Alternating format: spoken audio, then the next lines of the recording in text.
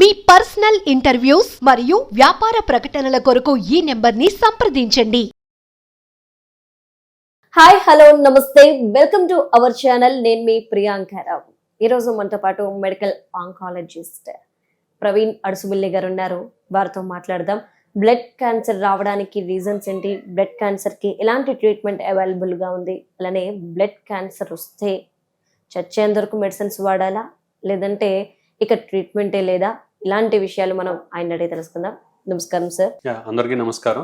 Doctor గారు, blood cancer అంటే ఏంటి, అందులో ఎన్ని రకాలు ఉన్నాయి? నా పేరు doctor Praveen Adusumilli, consultant medical and hemato oncologist, Medicover cancer institute, Hyderabad.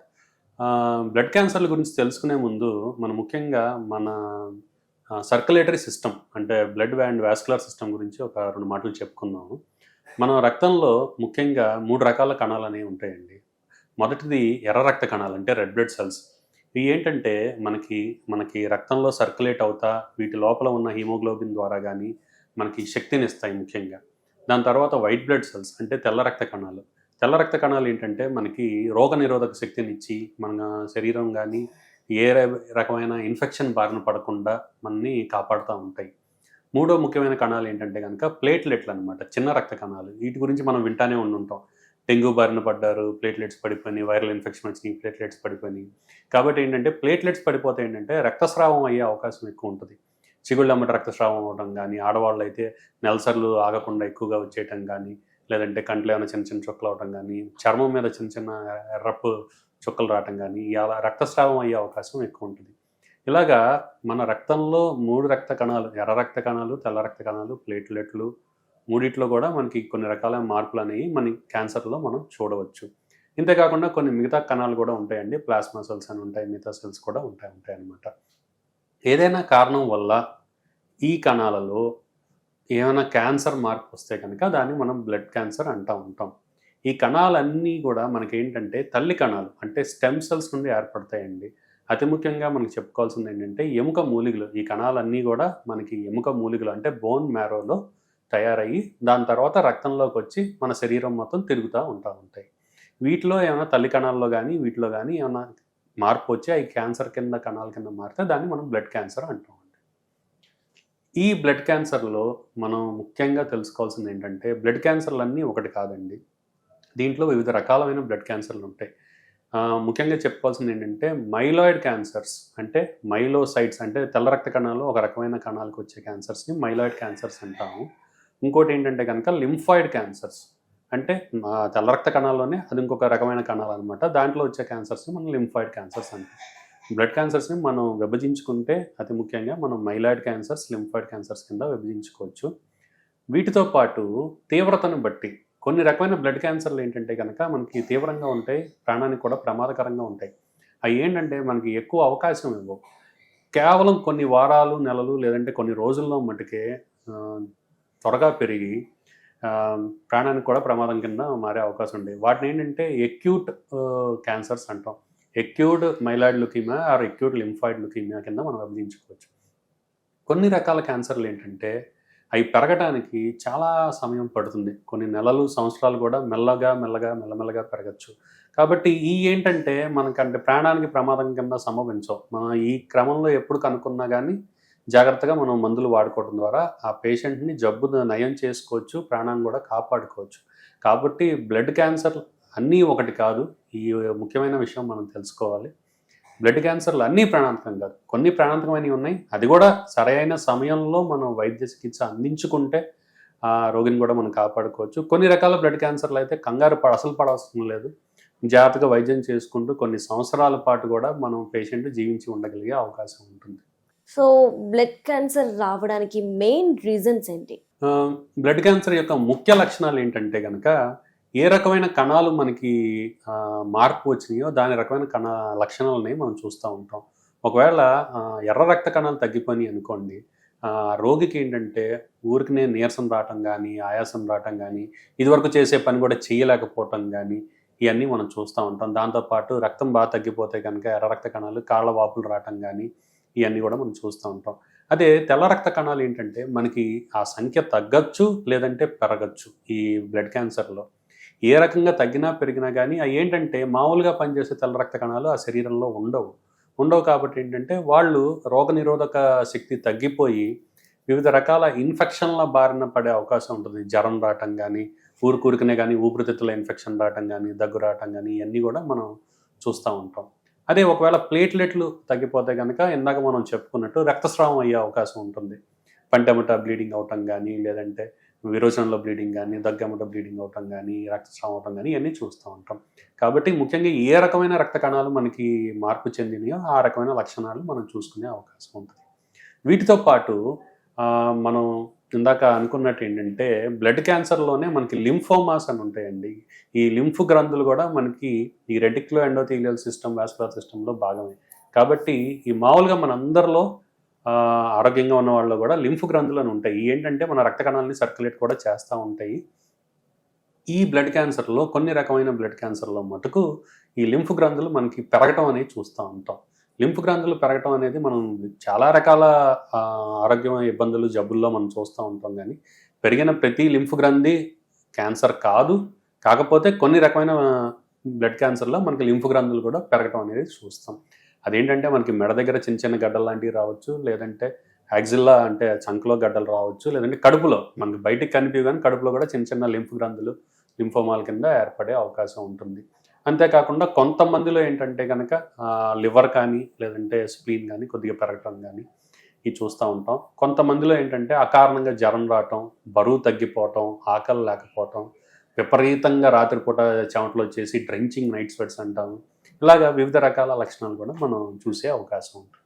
అంటే మెడికల్ పరంగా అంటే ఎవ్రీ ఇయర్ ఆర్ 6 monthsకి ఒకసారి మనం బ్లడ్ టెస్ట్ లాంటివి చేయించుకుంటుంటాం కదా. సో బ్లడ్ క్యాన్సర్ ఉందా లేదా తెలుసుకోవడానికి ఈ నార్మల్ బ్లడ్ టెస్ట్లు సరిపోతాయి అంటారా, లేదంటే ఎక్స్ట్రాగా మనం ఏమైనా చేయించాలా? అవునండి. అంటే మనం అనుకున్నట్టు ఏంటంటే ఎప్పుడైనా పేషెంట్కి ఇలాంటి లక్షణాలు ఉన్నాయో తప్పనిసరిగా మనం చేయాల్సిన మొట్టమొదటి పరీక్ష కంప్లీట్ హీమోగ్రామ్. ఈ కంప్లీట్ హీమోగ్రామ్ అనేది మామూలుగా దాదాపు ప్రతి ల్యాబ్లో అందుబాటులో ఉండే చిన్నపాటి పరీక్ష. ఒక చిన్న రక్త పరీక్ష ద్వారా మనిషి యొక్క రక్తంలో కణాలు ఎలా ఉన్నాయని మనకు తెలిసిపోతాయి. దాంతోపాటు ల్యాబ్లోని పెథాలజిస్ట్ మైక్రోస్కోప్లో చూడటం ద్వారా మామూలుగా ఉండే కణాలు ఉన్నాయా, లేదంటే కణాలు సరిగ్గా తయారవ్వట్లేదు, క్యాన్సర్కి సంబంధించిన మార్పులు ఏమైనా ఉన్నాయా అని కూడా మనం చూస్తాం. ఒకవేళ ఆ కణాల్లో ఏమైనా మార్పులు ఉండి మనకి క్యాన్సర్ లాంటివి కానీ లేదంటే వేరే ఇబ్బందులు కూడా ఉన్నాయని చెప్పి అనుమానం ఉన్నట్లయితే కనుక తదుపరి పరీక్ష ఏంటంటే కనుక ఎముక మూలిక పరీక్ష, అంటే bone marrow aspiration and biopsy. ఎందుకంటే ఈ కణాలన్నీ మనకి ఎముక మూలికలోనే తయారవుతాయి. కాబట్టి ఎప్పుడైనా ఏ చిన్నపాటి క్యాన్సర్ మార్పు ఉన్నా కానీ అది తప్పనిసరిగా ఎముక మూలికలో మార్పు నుండే మొదలెడుతుంది. కాబట్టి ఆ bone marrow aspiration and biopsy పరీక్ష ద్వారా జబ్బు ఉందా లేదా అనేది నిర్ధారణకి మనం వస్తాము. అది ఏ రకమైన జబ్బు, ఏ రకమైన బ్లడ్ క్యాన్సర్, ఇందాక నేను చెప్పినట్టు వివిధ రకాలు ఉంటాయి, మైలాయిడ్, లింఫాయిడ్ అని. సో ఏ రకమైన బ్లడ్ క్యాన్సర్ అని తెలియటానికి కూడా ఈ రోజుల్లో ఫ్లో సైటోమెట్రీ అంటామండి. ఫ్లో సైటోమెట్రీ అనేది ఒక నిర్దిష్టమైన స్పెషల్ పరీక్ష. అది ఎముక మూలికలో నుంచి కానీ లేదంటే మామూలుగా మన రక్తంలో తీసుకున్న ఆ బ్లడ్ శాంపిల్ని మనం ఈ ఫ్లో సైటోమెట్రీ పరీక్ష ద్వారా ఫైనల్గా మనం ఆ జబ్బు నిర్ధారణ, దాంతోపాటు ఏ రకమైన బ్లడ్ క్యాన్సర్ అని కూడా మనకి తెలియపరుచుకోవాలి. డాక్టర్ గారు, బ్లడ్ క్యాన్సర్లో ప్రెసెంట్ మనకి ఎలాంటి ట్రీట్మెంట్ అవైలబుల్గా ఉంది? ఇక్కడ ఒక ముఖ్య విషయం మీరందరికీ అర్థమయ్యేటట్టు నేను మామూలు భాషలో చెప్తాను. మిగతా సాలిడ్ క్యాన్సర్స్ అంటే మనకి రొమ్ము క్యాన్సర్ కానీ, పొట్ట క్యాన్సర్ కానీ, లేదంటే ఊపిరితిత్తుల క్యాన్సర్ కానీ తీసుకోండి, అది ఎక్కడైతే ఉన్నాయో ఆ ఒక్క భాగంలోనే ఉంటాయి. బ్లడ్ అనేది ఏంటంటే మన రక్తం శరీరంలో ఒక చోట ఉండదు, మన శరీరం మొత్తం అది సర్క్యులేట్ తిరుగుతూ ఉంటుంది. కాబట్టి బ్లడ్ క్యాన్సర్కి స్టేజెస్ అనేవి ఉండవు. ఎందుకంటే అది శరీరం మొత్తం తిరుగుద్ది కాబట్టి ఆ రక్త కణాలు శరీరం మొత్తం తిరుగుతూ ఉంటాయి. కాకపోతే ఏంటంటే బ్లడ్ క్యాన్సర్లో మనకి తీవ్రతను తెలుస్తాయి. ఈ బ్లడ్ క్యాన్సర్ రావడానికి ఒక ముఖ్య కారణాలు ఏంటంటే దాదాపు జన్యుపరమైన మార్పులే. ఎందుకంటే మన శరీరంలోని కణాలన్నీ కూడా మనకి డివైడ్ అవుతూ ఉంటాయి. ఒకవేళ ఆ కణాల విభజనలో ఎప్పుడైనా మార్పు వచ్చి ఈ జన్యుపరమైన మార్పులు వచ్చి సరిగ్గా విభజన జరగకుండా ఉన్నట్లయితే అవి క్యాన్సర్ కింద మారే అవకాశం ఉంటుంది. కాబట్టి ఈ జన్యుపరమైన మార్పులే మనకి బ్లడ్ క్యాన్సర్ యొక్క ముఖ్య కారణం. దీంతోపాటు మనం కొన్ని రకాల రేడియేషన్ ఎక్స్పోజర్స్, ఒక హానికరమైన రేడియేషన్ ఎక్స్పోజర్స్ మనం చెప్పుకోవడానికి ఏంటంటే కనుక అణుశక్తి నుండి వచ్చే రేడియేషన్ ఎక్స్పోజర్స్ కానీ, లేదంటే కొన్ని రకాల సిటీ స్కాన్స్ కానీ వాటిలో కూడా మనకి హార్మ్ఫుల్ రేడియేషన్ ఎక్స్పోజర్ ఉంటుంది. కొన్ని రకాల మనకి ఈ పరిశ్రమలు ఫ్యాక్టరీస్లో నుంచి కూడా వచ్చే హార్మ్ఫుల్ ఎక్స్పోజర్ రేడియేషన్ వల్ల కూడా మనకి బ్లడ్ క్యాన్సర్ బారిన పడే అవకాశం ఉంటుంది. కాబట్టి ఈ ముఖ్య కారణాలు కాబట్టి మనకేంటంటే జన్యుపరమైన కారణాలే ముఖ్యం కారణం మనకి బ్లడ్ క్యాన్సర్కి. కాబట్టి మనం ఆ రక్త పరీక్షలు చేసినట్లయితే కనుక ఆ బ్లడ్ క్యాన్సర్ ఏ రకమైన ప్రమాదం ఉంది. కొన్ని ఏంటంటే లో రిస్క్ అంటాం మనం, ఎందుకంటే వాటికి ట్రీట్మెంట్ రెస్పాన్స్ బాగా వచ్చి తొందరగా నయం అయిపోతాయి. కొన్ని ఏంటంటే హై రిస్క్ సైటోజెనెటిక్స్ అంటాం. అవి ఏంటంటే జన్యుపరమైన మార్పుల్లో కూడా కొద్దిగా తీవ్రత ఎక్కువగా ఉండి మనం తగ్గడానికి కూడా సమయం పట్టచ్చు. తగ్గినా కానీ తిరిగి వచ్చే అవకాశం తొందరగా ఉండొచ్చు. కాబట్టి ఈ జన్యుపరమైన మార్పులు కూడా మనం తెలుసుకోవడానికి ఈ రోజుల్లో చాలా అత్యాధునిక పరీక్షలు అనేవి వచ్చినాయి. ఇవన్నీ కూడా ఎక్కువ మనకి ఖరీదని కూడా కాదండి, మామూలుగా మన అందరికీ అందుబాటులోనే ఉంటాయి ఈ పరీక్షలు కూడా. దాదాపు ప్రముఖమైన అన్ని హాస్పిటల్లోనూ అందుబాటులో కూడా ఉంది. ఒక్కసారి బ్లడ్ క్యాన్సర్ వచ్చి తగ్గిపోయిన తర్వాత మళ్ళీ ఇది వచ్చే ఛాన్సెస్ ఉన్నాయి అంటారా? జనరల్గానే ఏ జబ్బుకున్నట్టయినా కానీ బ్లడ్ క్యాన్సర్లకు కూడా తిరిగి వచ్చే అవకాశం అనేది ఉంటుందండి. కాకపోతే ఏంటంటే ఇక్కడ మనం గుర్తుంచుకోవాల్సింది ఏంటంటే కొన్ని రకమైన బ్లడ్ క్యాన్సర్లు, మీకు ఉదాహరణకి చెప్పాలంటే కనుక ఇందాక చెప్పాను క్రానిక్ లుకీమియాస్ ఆర్ లింఫోమాస్ అని. క్రానిక్ మైలాయిడ్ లుకీమియా అనేది ఒక రకమైన బ్లడ్ క్యాన్సర్ అనమాట. 1998, 2000 ముందు వరకు ఈ జబ్బు వస్తే దాదాపు ప్రాణాంతకం, కీమోథెరపీలు తీసుకోవాల్సిన అవసరం వచ్చేది, లేదంటే కనుక మళ్ళీ తిరిగి వస్తే ట్రాన్స్ప్లాంట్కి వెళ్ళాల్సి వచ్చేది, చాలా తీవ్రంగా ఉండేదన్నమాట. కాకపోతే 1998, 2000 సంవత్సరంలో ఏంటంటే దాదాపు వైద్య శాస్త్రంలో అతి ముఖ్యంగా క్యాన్సర్ వైద్య శాస్త్రంలో ఒక మైలురాయి కింద చెప్పుకోవచ్చు. కేవలం ఒక ట్యాబ్లెట్తో, అంటే ఇమాటినిబ్ అని ఒక ట్యాబ్లెట్ని పరిశోధన వల్ల వచ్చింది. ఒక ట్యాబ్లెట్తోనే ఈ ప్రాణాంతకమైన జబ్బు కూడా పేషెంట్లు అనేది మనం జబ్బును అదుపులో తీసుకొచ్చి కొన్ని సంవత్సరాలు, దాదాపు ఈ క్రానిక్ మైలాయిడ్ లుకీమియాతో జబ్బును బారిన పడినా కూడా దాదాపు 15 ఏళ్ళు 20 ఏళ్ళ నుండి జీవిస్తున్న వాళ్ళు చాలామంది ఉన్నారు మన చుట్టూతా.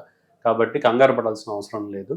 నేను చెప్పినట్టు క్రానిక్ లుకీమియాస్ అయితే కనుక మనం జబ్బుని మామూలు చిన్న చిన్న ట్యాబ్లెట్ల ద్వారా వాడి వైద్యంతో కూడా నయం చేసుకోవచ్చు, అదుపులో పెట్టుకోవచ్చు. అదే ఎక్యూట్ లుకీమియాస్ అనుకోండి, నేను ఇందాక చెప్పినట్టు అవి కొద్దిగా తీవ్రంగా ఉంటాయి కాబట్టి కీమోథెరపీ అన్నీ ఇచ్చుకొని మనం అదుపులో పెట్టుకోవాలి. అదే లో రిస్క్ అయితే కనుక వాళ్ళు తిరిగి వచ్చే అవకాశం చాలా తక్కువ ఉంటుంది. అదే హై రిస్క్ సైటోజెనెటిక్స్ అయితే తిరిగి వచ్చే అవకాశం ఎక్కువ ఉంటుంది. కాకపోతే తిరిగి వచ్చినా కానీ మనకి ఈ రోజుల్లో చాలా అత్యాధునిక మనకి శస్త్రచికిత్సలు కానీ వైద్యం సదుపాయాలు కానీ ఉన్నాయి. ఎందుకంటే తిరిగి వచ్చినా కానీ మనం ఈ రోజుల్లో మూలకణ మార్పిడి అంటే స్టెమ్ సెల్ ట్రాన్స్ప్లాంట్ పద్ధతి ద్వారా మనం తిరిగి వచ్చిన ప్రమాదకరమైన బ్లడ్ క్యాన్సర్లను కూడా మనం అదుపులో పెట్టుకుని నయం చేసుకునే అవకాశం అనేది మన దగ్గర ఉంది.